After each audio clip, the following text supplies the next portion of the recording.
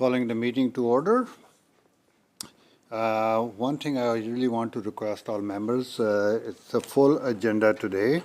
So I ask all members and staff to keep their comments very brief because we have so many things to talk and we have not much time.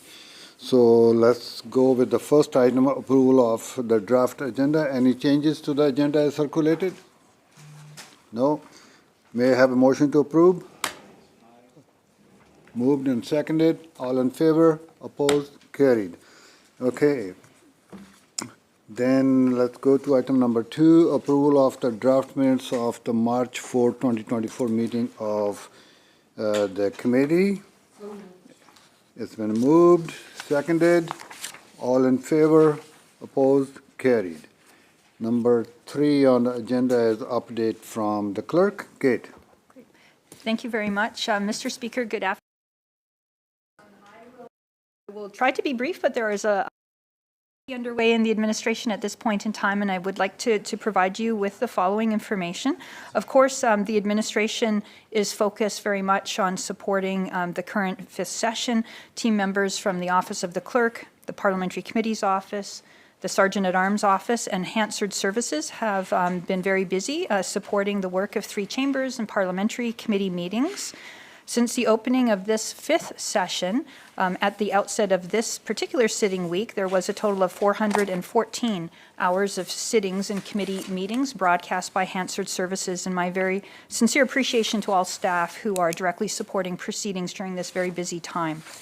I also have a number of other items to update you with respect to work in other parts of our organization.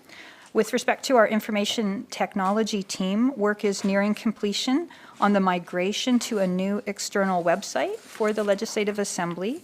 The migration is planned for late June, following the conclusion of the sitting period, and it is expected to be a low-impact transition to a new website that strengthens the resiliency of our current web infrastructure. In partnership with the Sergeant-at-Arms Office, the Information Technology team also ensured the modernization of 21 constituency offices in the last fiscal year with new modernized security systems. Additional constituency office sites are planned for implementation in this fiscal year as well. With respect to our new Client Services Department, members will know that we launched our Client Care Service Desk on April 15th. This is the start of a shift to a new service delivery philosophy and posture to position the Assembly to move to a single window approach for members and staff to access services and supports available through the administration. It's been a steady launch over the past 3 weeks, and initial feedback from members and staff have been very positive. And we are now focusing this team to be the central point of all onboarding and offboarding activities with respect to the dissolution of the current Parliament and welcoming members at the outset of the next Parliament to follow. Also, with respect to election readiness, I'll mention that members may be aware that we held our first transition seminar with members not seeking re-election on May 1st. Additional seminars are planned in June and September. As part of our election readiness work, there is also upcoming renovation work occurring in the chamber to add the additional 6 desks.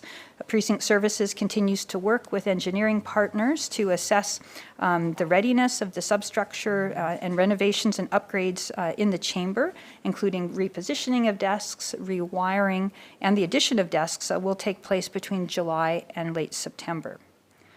With respect to space planning, there's also a number of other related projects underway this summer, including the addition of 6 new MLA offices in the East Annex. So that work is expected to take place this summer.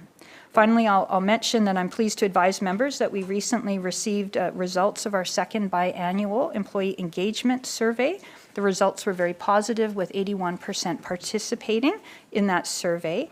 The overall results are very positive, with improvements in many areas, including the overall level of engagement, measures related to positive workplace culture, employee empowerment, leadership and management relationships. I wanted to thank all colleagues within the administration, including the Clerks Leadership Group, for contributing towards our healthy workplace culture at the Assembly. Following an all-staff meeting a few weeks ago to review the overall results, our next steps will be to focus within each department to review individual team results and identify action planning for the year ahead. I will close by extending as well my sincere thanks to all members of this committee, the Legislative Assembly Management Committee, for their ongoing support of the Legislative Assembly Administration, including resourcing to support our organization, including learning and development, which are key aspects of our healthy workplace culture. Happy to answer any questions that members may have. That Any concludes question my or report. comment or clarification? None? Thank you, Kate. Let's move on to item number 4. Legislative Assembly Administration Strategic Plan 2024-25 refresh. Kate. Thank you again, Mr. Speaker. So this first decision item involves the presentation of the refreshed 2024-25 strategic plan for the Legislative Assembly Administration. This is the final year of our 3-year strategic planning cycle. Members will be familiar with the overall purpose and principles and goals, which have not changed in this iteration of our plan. The plan is dynamic and is designed to be updated and refreshed every year to meet new challenges and opportunities for the administration. Each goal is focused into action through an objective and key initiatives, and it's the key initiatives that have been updated and are outlined in the covering briefing note that capture the objectives and initiatives for the year ahead. The recommendation is to approve the strategic plan as presented, but of course we're always very open and welcome any questions, feedbacks from committee members. Any question?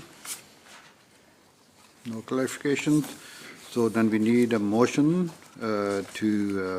which would read that the 2024-25 refresh of the Legislative Assembly Administration Strategic Plan be approved as presented. Moved, seconded, all in favor? Opposed? Carried. Okay. Next one is item number 5, Reconciliation Action Plan 2024 to 2028. Kate. Thank you again, Mr. Speaker. So I'm pleased to present the Reconciliation Action Plan to committee members this afternoon as recommended by the Subcommittee on Administration and Operations. The multi-year plan covering the time span from 2024 to 2028 outlines commitments and actions that the Legislative Assembly will undertake to contribute towards reconciliation with Indigenous peoples.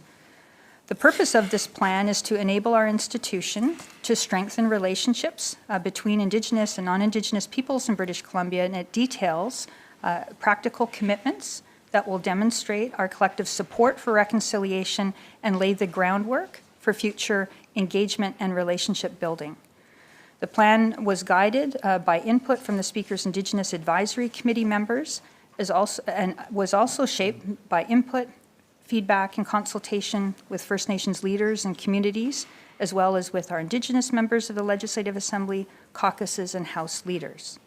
The action plan includes 5 key commitments with the following themes. First, building on a commitment with respect to understanding. We're focused on the recognition of historic actions that have impacted our relationship with First Nations within the province of British Columbia. The second commitment focuses on education opportunities, the provision of educational opportunities and resources to support members and staff, inclusion and review of rules, practices of the House to incorporate a consistent and respectful approach to ceremony and to House proceedings, representation, identifying opportunities to reflect Indigenous culture within the Parliament buildings and grounds, and commemoration, outlining our commitment to design and construct a memorial with respect to residential schools and the children who were lost to their families and communities. Certainly, the Speaker and I certainly welcome any questions or comments from committee members today. Following consideration and should the committee so approve, it is intended that the action plan will be released at an event hosted by the Speaker in the Hall of Honor tomorrow. I'd be pleased to answer any questions that you may have. Lauren, then Ravi. Thank you, Mr. Speaker. Just a couple of comments that I wanted to share. I think we shared these at the last subcommittee meeting, but just my concerns around the consultation. I am grateful for the visits to Carrick-Chilcotin and certainly throughout the province. But as I noted then, and I just wanted to note it again today, there are varying degrees of opinion on much of the conversation that we are having here at the legislature, of course. And I'm grateful that there's been conversation with Chief Sellers, but certainly there are many others, of course, just in my riding alone, that I think, it's imperative that we have, their thoughts and their opinions, and certainly understand where they come from on this topic of, reconciliation moving forward. Thank you. Thanks. Member, I just want to say this. First of all, I'm very thankful to the subcommittee members for their review of the report and recommendation to bring it over here. As I said that day and also many times before, that this report is, was done with consultation with through my advisory committee, on which Chief Willie Seller is one of the advisors. But this document is not static document, it's an evolving document. We would be reaching out to a lot more communities across the province, as well as, when we produced the initial report, we went to all the caucuses and to presented it there and sought their guidance and also the input and feedback. As a result of that, we took back the advice, and so we decided that, we are going to need to continue to move across the province and talk to more people. So that I want to say thanks to all the caucuses for their feedback and guidance as well. Thank you, Member. Ravi? Just wanted to say thank you for your work on this. We appreciated the ability to provide feedback, and we do see it reflected in this, and just want to thank you for that. Thank you. Dodd? Thank you, Speaker. And I think, my colleague, Lauren, who sits on the subcommittee, I know that he went into a fair bit more detail about concerns relating to just how broad or not broad the engagement was to arrive at this point. And so, but I don't sit on that committee, so I'm just going to take a minute here to express some perspective from in terms of the official opposition caucus, many of whom have, a lot of First Nations communities and different nations in their constituencies, including myself. The fact that many of the chiefs in my own riding, for example, don't even know that this process is underway. It was and is concerning to me, and that is certainly what has been reflected to a number of our colleagues. And as a matter of principle, totally support ongoing efforts to enhance and foster reconciliation. And there's a lot that's contemplated in this draft action plan that would have pretty significant impact, and arguably a lot of which would be positive on the Legislative Assembly and how it operates and what it looks like. And I think we very much support taking additional steps to ensure that we're all working hard to make sure that Indigenous peoples and First Nations feel like this building, this precinct, the People's House, so to speak, is as much, belongs as much to them as it does to any other British Columbians, and that a big part of getting there is to ensure that Indigenous people see themselves more reflected in what happens in this place and the proceedings and history and culture and so forth. And so we have supported that, and we will continue to support initiatives that advance that reconciliation. But our caucus believes that reconciliation is only successful if everybody's walking together at the same time and as broadly as possible. And there's First Nations communities, the vast majority, again, aren't even aware that this is happening, haven't had the opportunity to provide input, and I I appreciate and I take at face value the commitment that this is just a starting point and there would be ongoing consultation or engagement moving forward. But it equally is true with respect to non-Indigenous British Columbians and ensuring that all the people of this province have an opportunity to weigh into and afford their perspectives on potential changes in terms of how this place operates and what goes on in here and what it looks like and how to ultimately better incorporate Indigenous history and Indigenous peoples into this place. And I do want to acknowledge that our caucus was indeed very grateful that the Speaker and the Clerk came and participated in a fairly robust is maybe a good word to describe the conversation. I think it was intended to be very productive, and I think based on the feedback from the Speaker and the Clerk, I think that was how it was taken. And coming out of that discussion, we were very appreciative that one of the items that's been contemplated, which is some form of an apology on behalf of the Legislative Assembly, that there would be more time taken to really broadly reach out and engage on that particular matter, and with the goal of making sure that we get it right, not expediency being the most important concern, but that we get it right, if that is to take place at some point in the future. And so that the decision to move that to outside of a sort of politically charged atmosphere of a pre-election period and into a fresh runway, a 4-year runway of the next government, whoever that is, with the Speaker, whoever that is, with the Parliament being made up, however that looks, is the appropriate thing to do. So with that in mind, we also think that the broader action plan needs to be dealt with in the same way, and that well, I'll just say it, and it's not easy to say, but there's a fair bit of concern and frustration that with the fact that there's an event happening tomorrow that was scheduled weeks ago, that has, there's a fair bit of significance wrapped around it. It was all scheduled and set up before LAMC had the opportunity to actually formally embrace or not embrace the action plan that underpins the event's purpose tomorrow. And so the decision has already been made that this action plan will be adopted and it'll feature at the ceremony tomorrow. And just for the record, again, on behalf of our caucus, don't believe that that's the way things should operate here, that we should be having these discussions, we should be making these decisions, and then the decisions that are made result in whatever events or celebrations or whatever after the fact.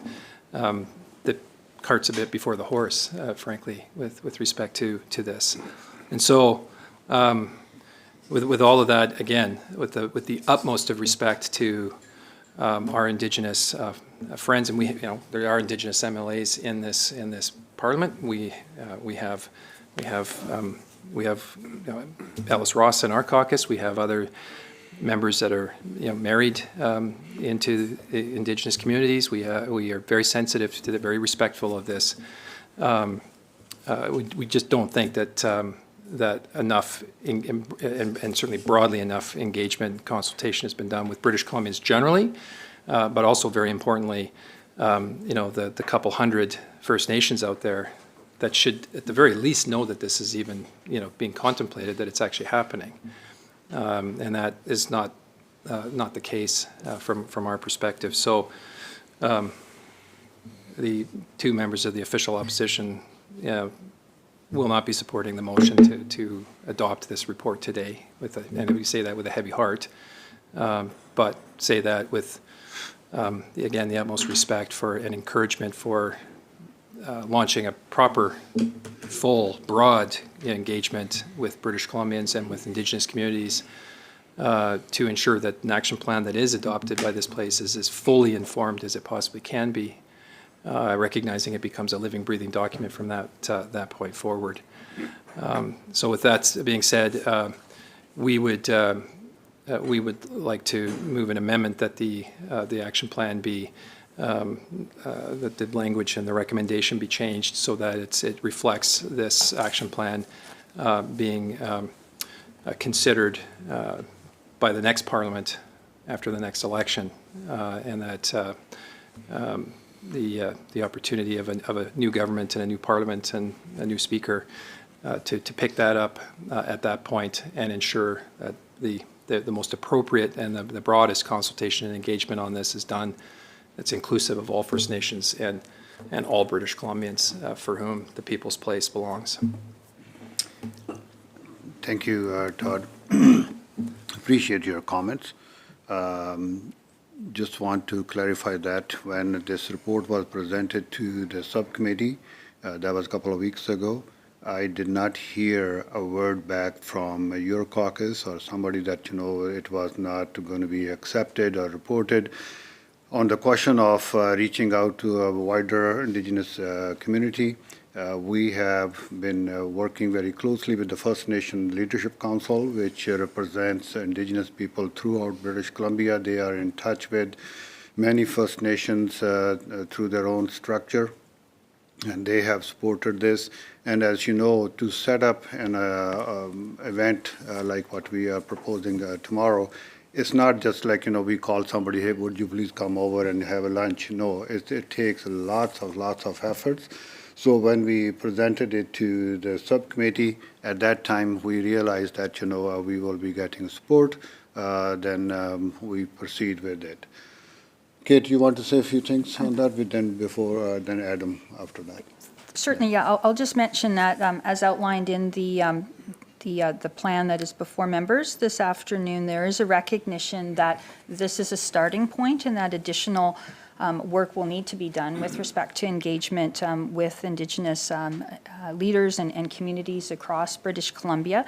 But in order to bring the action plan and its commitments to life, as outlined in page 6, there is a commitment to continue to engage with the Speaker's Reconciliation Advisory Committee with a renewed membership and mandate in the next Parliament to develop a framework for regular engagements with Indigenous leadership organizations, and also to continue in the next Parliament the Speaker's listening tour to meet with and hear from Indigenous peoples directly in their communities. So prior to any of the actions actually coming to life to be implemented, all of those will rely very much on being shaped and guided by ongoing consultation, not only with members of the next Parliament, but also the Indigenous leaders and partners who will be supporting and guiding this work. Adam? So this has been a conversation that's been going on in various committees for weeks, months. This is a process that the Speaker and the Clerk have been engaging all caucuses on for the entire time. It showed up at other committee meetings.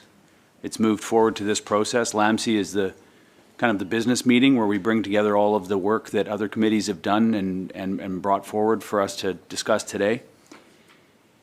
The process was altered. The process that was originally proposed to us was changed based on advice from one or more of the parties. So the fact that I, as a member of this, am hearing about this for the first time today in this public meeting and not in one of the in-camera meetings that we had before or one of the many conversations that we have in the hallway, that's the offense. That's what's offensive. Not the process that the clerk and the Speaker have brought forward. The offense is the fact that there was no notification brought forward that a group of people that are representatives in this place have suddenly got a level of cold feet that they've made no indication of when it comes to reconciliation. I think what we're witnessing here today, and I just want to put a bookmark in it, is a case study in exactly how we got to where we are today in this province. It's always a better time to apologize to First Nations people later. That's the best time to do it. Well, no, actually, the history of this province has proven that it's always been a better time to never do it. The second best time to do it is later, by somebody else. That's when. When we don't have to do it ourselves. We'll let somebody else take the responsibility of that. That's offensive. Always pushing reconciliation to another time. That's what's happening here. We're just going to push it to another time. And you know, it's no wonder why actually First Nations people approach this institution the way that they do in the courts.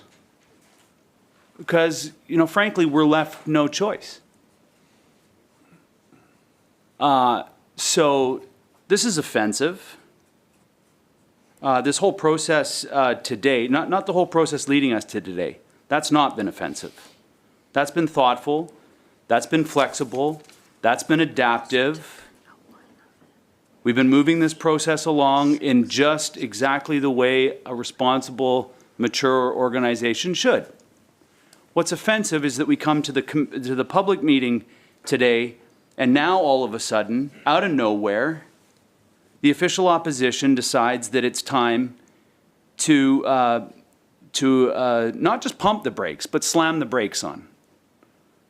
Emergency brakes, the entire thing. On not an apology, which already has been disrupted, a basic apology that this institution, I mean, we have a list of 800 offenses to Indigenous people in this province that have been collected by our library to 1972 or something like that. So not even like the most recent offenses. This one might be added to that, should be added to that in my opinion. That's part of this process. Clear indication that this institution does owe an apology for how the behavior has been. I'll absolutely, with everything I have, be voting against an amendment. It's offensive, and I think it will be seen as that. You know, we continue to refer to the politics of silly season, and then we behave that way. And then we behave like silliness. So are we just creating these self-fulfilling prophecies in this place? Or are we allowing ourselves to behave this way because we expect this to be silly season? It doesn't have to be. We don't have to behave in a silly way. It's not a requirement of the last few weeks of a legislative session. And we have not been acting that way all the way up until this point. But right now, I feel that, we've just basically created a self-fulfilling prophecy, and some members of this committee have given themselves justification for doing this. And I think that all this does is make it incredibly more difficult as we're in negotiations with people who, when we find ourselves face to face with in court, we just lose all the time. Like, it's just, if the province, the Crown was winning ever, it might be worthwhile, but we just don't. So we just have to have a different approach, and this isn't it. Thank you, member. Before I recognize the next member, I also want to point out that this action plan was also reviewed and supported by the Subcommittee on Administration and Operations on March 6th, and the draft at the end of April. That was also discussed and reviewed at that time. Ravi? Yeah, thank you, Mr. Speaker. I share the frustration from the member from Saanich South. We've been having this conversation for so long. And it's almost been a year, actually, since this conversation started. Came to various caucus committees, came to our caucus, feedback was provided. And to hear this in the last minute, and I appreciate elections coming up and, you know, folks are thinking about that, but I think we have a responsibility to this legislature, to communities that we've been working with, to proceed. We won't be supporting this amendment. And just very disappointed in the last minute nature of this posturing that's coming. But that being said, we're not supporting this amendment. This is important work. We've been doing this work in committee, collaboratively, all parties, and just very frustrating, to be honest. Ginny, then Nicholas. Thank you, Speaker. I also will not be supporting any amendments. Reconciliation is something that every member in the House supported. And this action plan that's before us is not new. It's been through various iterations, but also reconciliation is not a one-day thing. And I feel that based on the information that the clerk and the speaker had, they've arranged for an event tomorrow to present this action plan. It's the beginning. It's not the end, it's the beginning. And so therefore, I'm hoping each and every one of us in this room can support this to go forward. This work is absolutely critical. And it comes down to where words are not enough. We actually need to start taking action and continue to take action. So I'm going to encourage everyone to reconsider and please support this. Nicholas.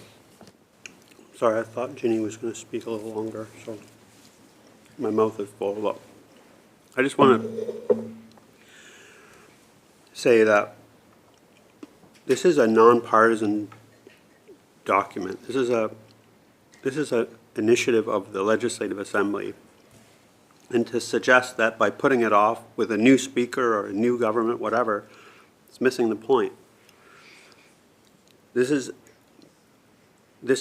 something that will raise awareness of this living document and this living action plan that will bring more communities to the understanding of what we're doing.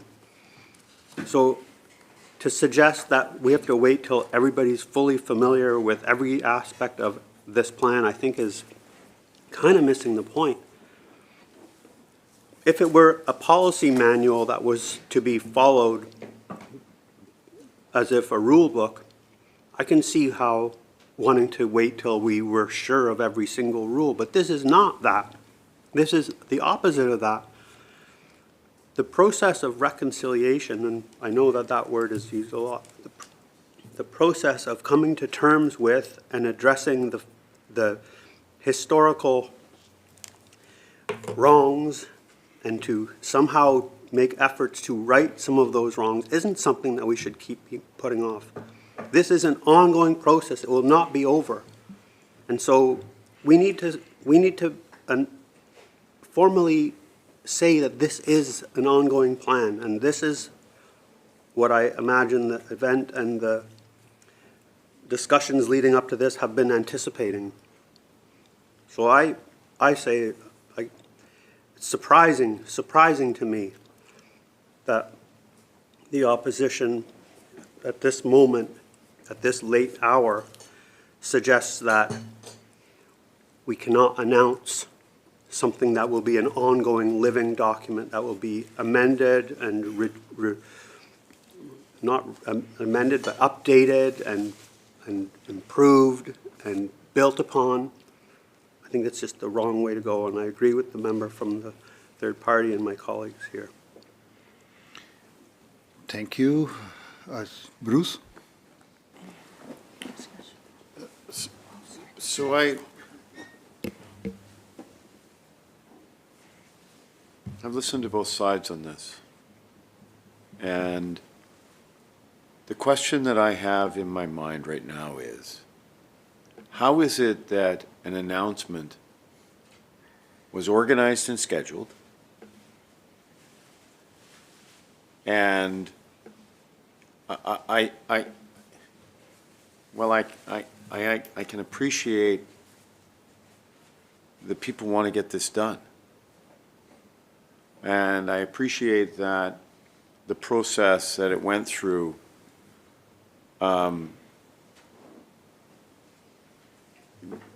assumed that that it was going to happen, and I believe it will happen. Where I sit on this is I think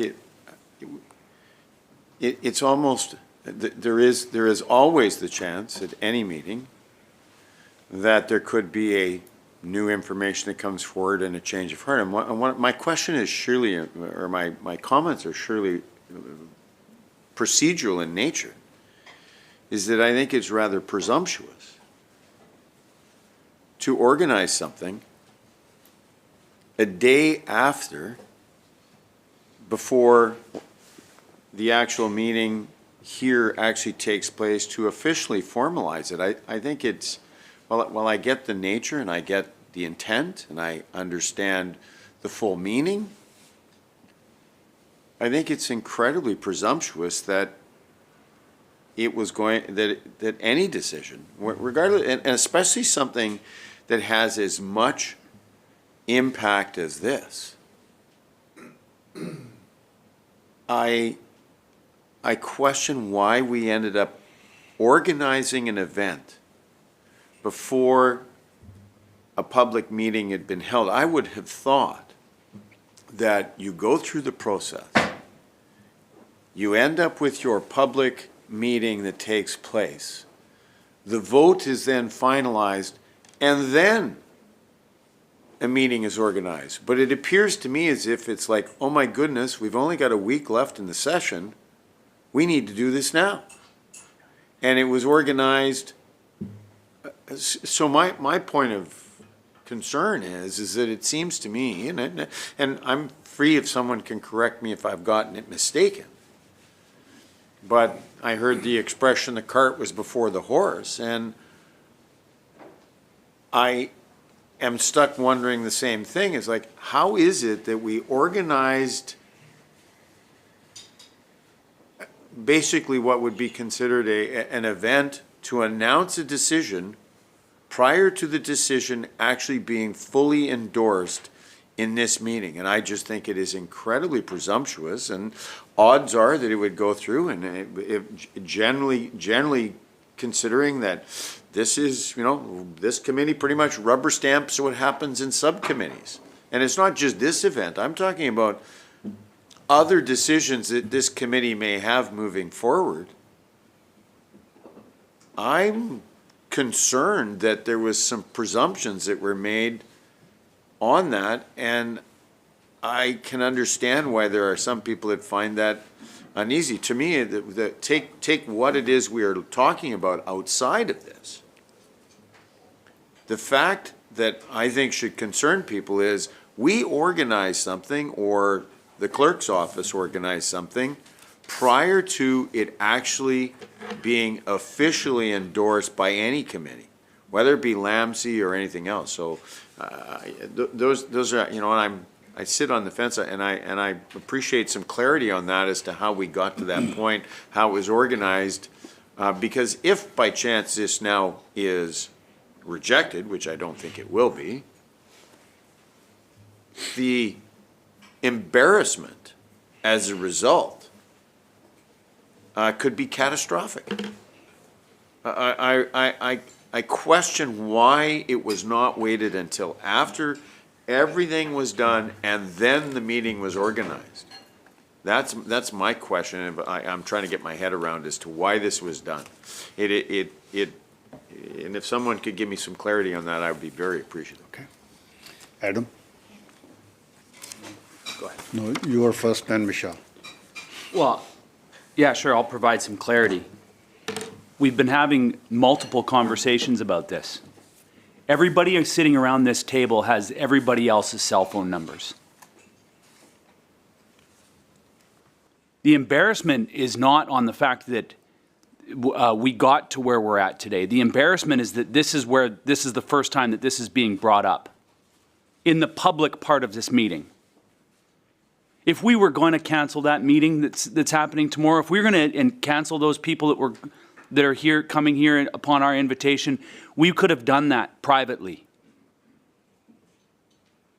The embarrassment is how this committee is functioning right now, and the opportunity that's been taken to publicly derail something that doesn't just set back one political party in the advancement of reconciliation, but sets back this entire institution of government. But yet, that's what Indigenous people can expect in this province. Games playing about our health and well-being. Send me a text. Let's have a conversation. The Speaker's been doing his work. I can confirm that on the record to all British Columbians that are paying attention to this. Our Speaker of this House has been doing his work. Carefully. Perfectly? No. Is that possible in this situation? No. But in a good way, with a good heart. What's happening here is not good-hearted. It's games playing with Indigenous people and Indigenous issues. Pretending like this is some sort of surprise to the members of this is an embarrassment. Calling together the House leaders to say, hey, maybe we should hold off on this entirely. Could have been done for weeks.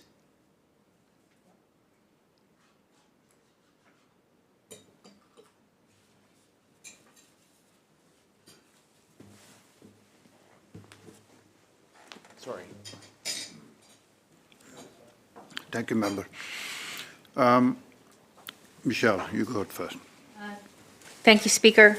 I just have to say I'm really disappointed in the conversation that's happening here. As a member of this committee that has been at every meeting, that has followed this for almost a year, that has gone to every subcommittee meeting, that has engaged at every level that I possibly can on this, I find it really disappointing that people around the table that haven't participated at that level are actually entering into this conversation. And I feel very, very strongly from the member for Saanich South and the Islands. I just can't express how disappointed I am in the fact that this isn't going to happen, and that I thought as a nonpartisan legislature, we are actually moving forward into a really great space. Is it perfect? No. Do we know it's a living document? Absolutely. Absolutely. But I'm very dismayed about the comments that I'm getting from across the aisle here. And Speaker, I'd like to call the question. Kate has her hand up, then after that we will do it. Thank you. Yeah. Kate. Thank you, Mr. Speaker. I just wanted to respond to some of the questions that have been raised. I know that the Speaker and I have been very careful with respect to the proposed event tomorrow to let all participants know that any event was subject to the approval of this committee. So there has been clarity around the qualifications and the requirement for LAMC approval. At the same time, over the past few months, we have worked very carefully with individual members as well as caucuses and House leaders to try and ensure that we had support in place before we began planning the event to ensure that it could take place during the sitting period. We had the understanding that all members would want to be a part of that. We thought we had that support. So we then proceeded to plan the event to act upon the advice that we had received through the engagement exercise to show that actions resulting from the input that we had heard to show our commitment and good faith. So I just thought if it helps members with that context, I thought I would share that. Thank you. Thank you, Kate. And I just also want to add one small comment that until even before this meeting was called to order, I did not get any indication whatsoever that the official opposition will not be supporting this. So we had been, as Kate said, on various times talking to individual members. We've been talking to caucuses. We have been talking to Indigenous members. We were talking to House leaders, just to make sure that everybody is updated on time at every step. So that's what it is. Question has been called on this, so On the amendment? on the amendment. All those in favor of the amendment, please indicate. Those who oppose? Thank you. Motion is, amendment is defeated. On the main motion, all those in favor, please indicate. Sorry, a mover. Oh, sorry. Move. And moved. Seconded. All in favor? Thank you. Opposed? Motion carried. Thank you. All right, let's move on to item number 6 on the agenda is new policies 7, sorry.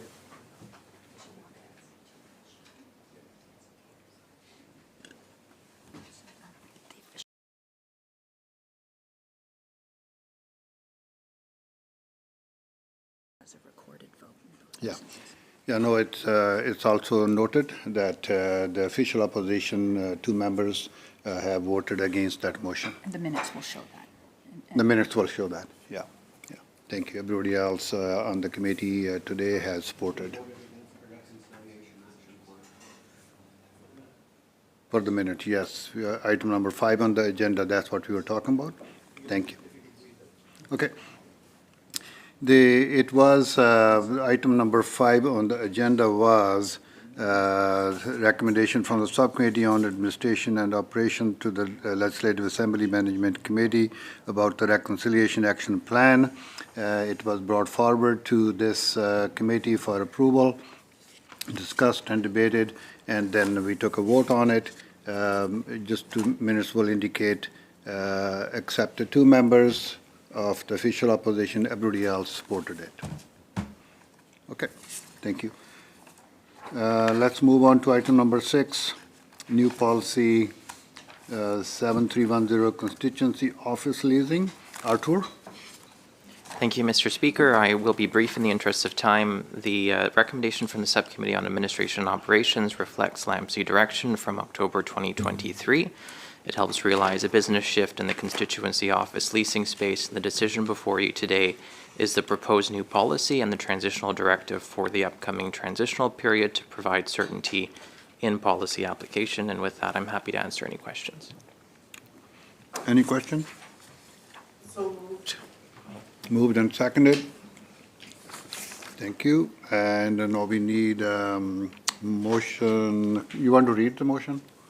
Yes, I certainly can. So I think that what MLA Sims moved was that policy 7310, constituency office leasing, be approved as presented. Okay. All in favor? Against? Motion carried. And Mr. Speaker, the second motion is that the transitional directive accompanying policy 7310, constituency office leasing, be approved as presented. Has been moved and seconded. All in favor? Opposed? Carried. Okay.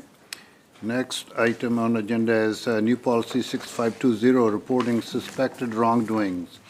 Artur? Mr. Speaker, again, I will be brief.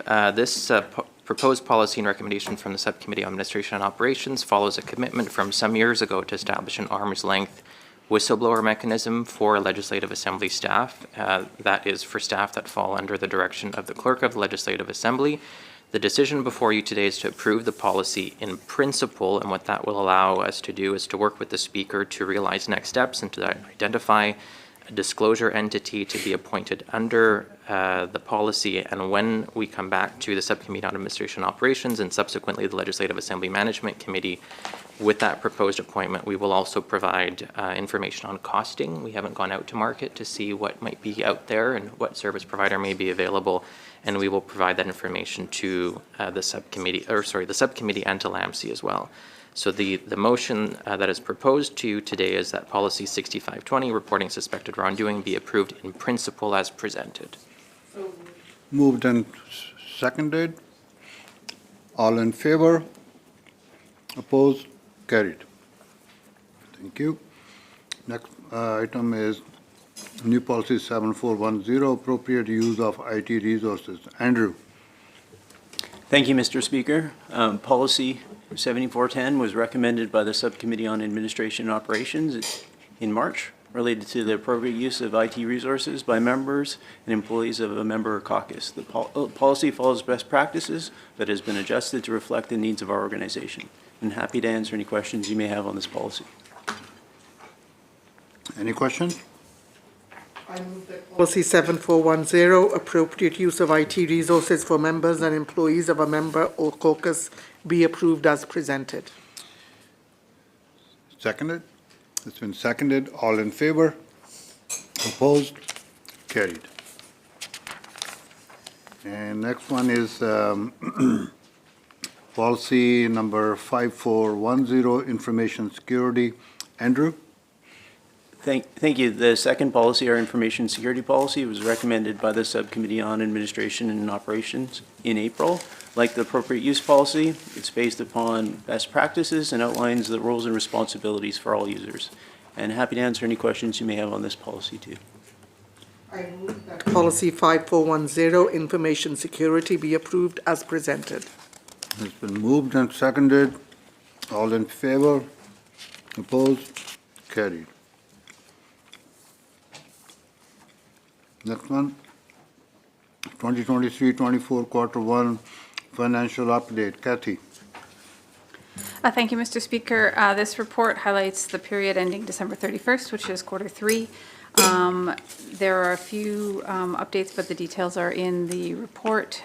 We are currently wrapping up the current fiscal year end. All the invoices are in, and financial services is now working on the non-cash accounting entries that are required to comply with the accounting standards, with the goal of completing our financial statements in the next few weeks.